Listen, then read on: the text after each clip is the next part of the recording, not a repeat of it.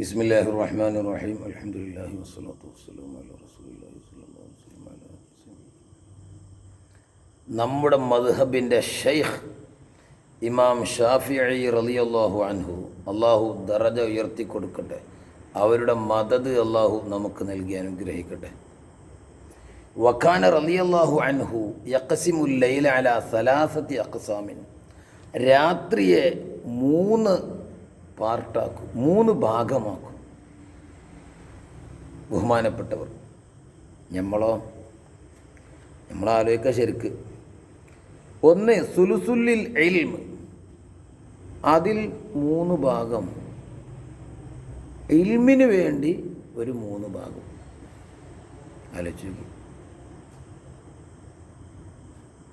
നമ്മൾ അറിയുവാൻ വേണ്ടി, പഠിക്കുവാൻ വേണ്ടി നോക്കാറുണ്ടോ? ആർക്കെങ്കിലും ഓതി കൊടുക്കാനോ എവിടെയും പ്രഭാഷണമോ ക്ലാസ്സിനോ നോക്കുന്നല്ലാതെ പോരാ. തൊട്ടിൽ മുതൽ കട്ടിൽ വരെ എല്ലാവരും പഠിക്കണം, എന്നും പഠിക്കണം, പഠിച്ചുകൊണ്ടേയിരിക്കണം. അറബി അറിയാത്ത ആളുകളാണ് മലയാളം വായിക്കണം. എത്ര അറിവിൻ പുസ്തകങ്ങളുണ്ട്. പക്ഷെ ഖുർആൻ പരിഭാഷ വായിക്കണ്ട, അത് ഹറാമാണ്. ഹദീസിൻ്റെ പരിഭാഷ വായിച്ച് നട്ടം തിരിയാൻ നിൽക്കും, അത് ഹറാമൊന്നുമല്ലെങ്കിലും. നല്ല ഉസ്താദുമാർ എഴുതിയ ഫത്ലുമിൻ്റെ പരിഭാഷ, ഉംദൻ്റെ പരിഭാഷ കാണും, അതൊക്കെ വായിച്ച് മസാല മനസ്സിലാക്കണം. അപ്പോൾ ഇൽമിനിക്ക് വേണ്ടി അറിയുവാനും പഠിക്കുവാനും മനനങ്ങൾ ചെയ്യുവാനും ഇൽമുമായി ബന്ധപ്പെടാൻ രാത്രിയെ 3 ഭാഗിച്ചിട്ട് ഒരു ഭാഗം അയിന.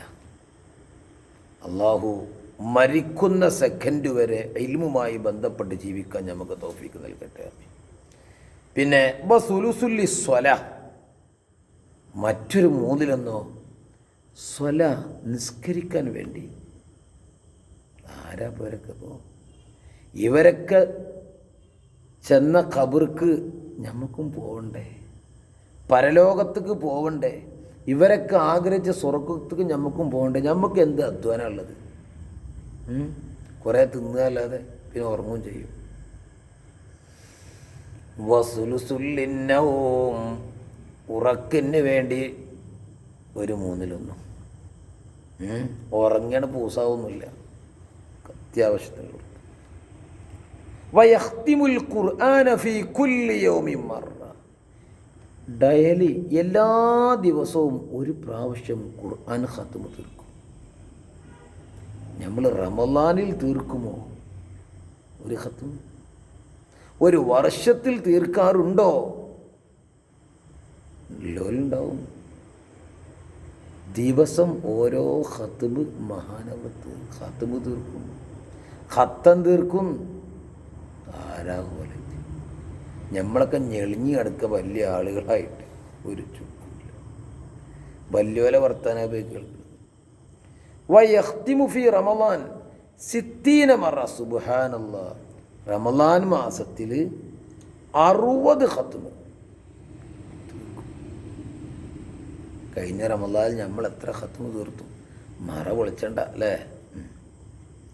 കുല്ലു ദാലിക ഫിസ്വലാ, ദിനേന ഖത്മ് തീർക്കുന്നതും നിസ്കാരത്തിലാണ്. വിശുദ്ധമായ റമളാനിൽ ഖത്മ് തീർക്കുന്നതും 60 ഖത്മ് നിസ്കാരത്തിലാണ്. നിസ്കാരത്തിലെ ഖുർആൻ പാരായണം വല്ലാത്ത പ്രതിഫല. ഒറ്റക്കങ്ങ് നിസ്കരിക്കുക, തഹജ്ജുദ്, മുത്തലക്കായ സുന്നത്തൊക്കെ ഇഷ്ടംപോലെ ഖുർആൻ ഇങ്ങനെ ഓതുന്നെ. ഇതിനൊക്കെ നമ്മളെ പടക്കപ്പെട്ടത്,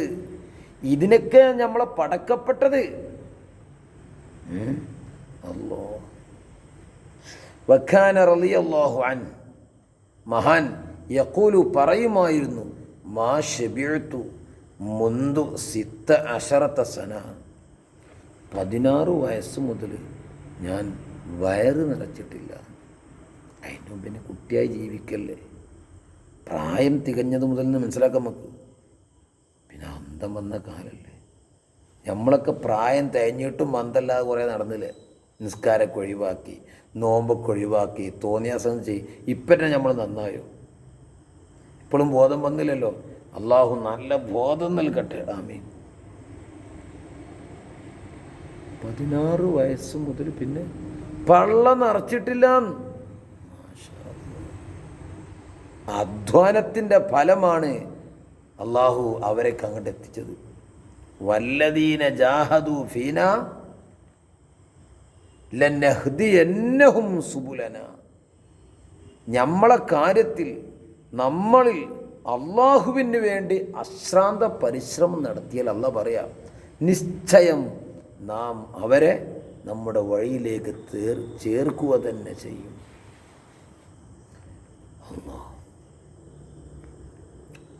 കാരണം പള്ള നിറച്ചാലേ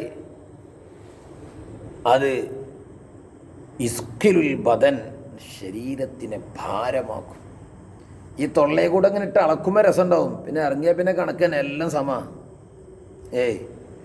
അല്ലാഹുത്തആല നാക്കുമ്പോൾ എന്തോ ഒരു ശക്തി ഫിറ്റ് ചെയ്തിട്ടുണ്ട്. അതുണ്ടായിട്ടാണ് ആ സുഖം. അത് കൊല്ലും തൊണ്ടയിൽ നിന്ന് ഇറങ്ങിയാൽ പിന്നെ ആ രസം കഴിഞ്ഞില്ലേ, പിന്നെ ആ ഇടങ്ങേറ് നമ്മൾ സഹിക്കേണ്ടി വരും. പിന്നെ വയുക്കസിൽ ഖൽബ, പള്ള നിറച്ചാലേ ഖൽബിനെ കടുപ്പിച്ച് കളയും, ഒന്നും ഉൾക്കൊള്ളൂല.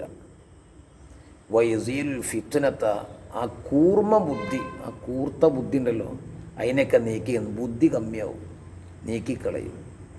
വയജിലിബുന്നവുമ, പിന്നെ എപ്പോഴും ഉറക്കേ കാരണം ഉറങ്ങുക എന്ന് മാത്രമല്ല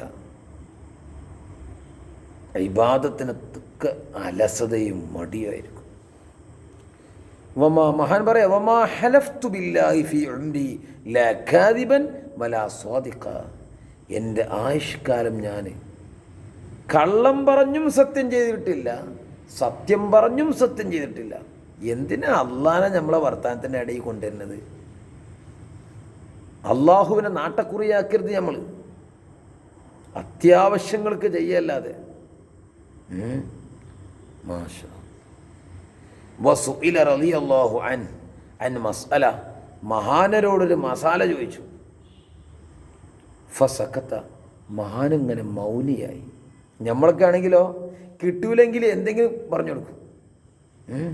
അറിയില്ല എന്ന് പറയാൻ നമുക്ക് വല്ലാത്ത മടിയാ, കമ്മിയാണത്. ലാ അദ്രി നിസ്ഫുൽ ഇൽം, അറിയില്ല എന്ന് തന്നെ അറിവിൻ്റെ പൗതിയാണ്.